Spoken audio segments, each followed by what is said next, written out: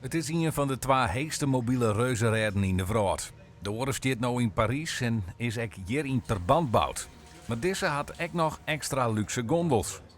Ja, dit is een hele luxe gondel. Daar zit alles op en aan. Airco, verwarming, geluid. Het is mooi wien- en waterdicht. Ja, super relaxed.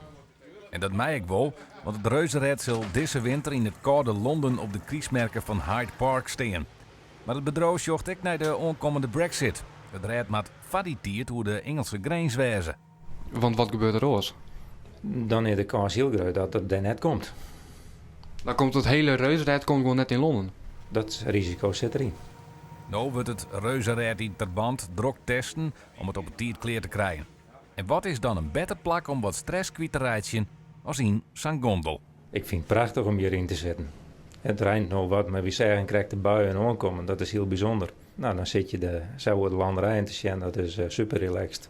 Als alles goed gaat in Engeland, dan zal het rad van januari zo de hele wereld toeren.